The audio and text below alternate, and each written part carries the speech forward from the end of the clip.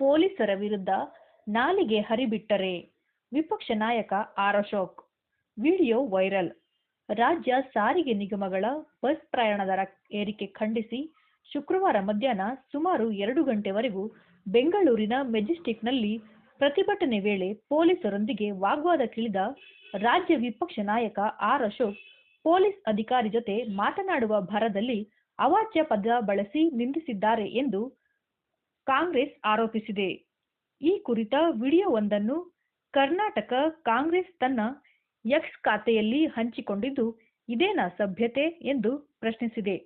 ಅಲ್ಲದೆ ಅಶೋಕ್ ತಮ್ಮ ನಾಲಿಗೆ ಹರಿಬಿಟ್ಟು ಇಡೀ ಸ್ತ್ರೀ ಕುಲವನ್ನು ಅವಮಾನಿಸಿದ್ದಾರೆ ಎಂದು ಬರೆದುಕೊಂಡಿದೆ. ಅಲ್ಲದೆ ಇತ್ತೀಚೆಗಷ್ಟೇ ಪರಿಷತ್ ಕಲಾಪದಲ್ಲಿ ವಿಧಾನ ಪರಿಷತ್ ಸದಸ್ಯ ಮಹಿಳಾ ಸಚಿವೆ ವಿರುದ್ಧ ಅವಾಚ್ಯ ಪದ ಬಳಸಿದ್ದರು.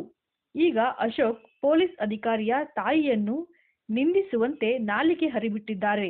ಇದೇನಾ ನೀವು ಹೇಳುವ ಹಿಂದುತ್ವ ಅಥವಾ ಮನುಸ್ಮೃತಿಯ ಪ್ರಭಾವ ಬೀರಿದೆಯೇ ಎಂದು ಹೇಳಿದೆ. ಸದ್ಯ ಈ ವಿಡಿಯೋ ಸಾಮಾಜಿಕ ಜಾಲತಾಣಗಳಲ್ಲಿ ವೈರಲ್ ಆಗುತ್ತಿದೆ.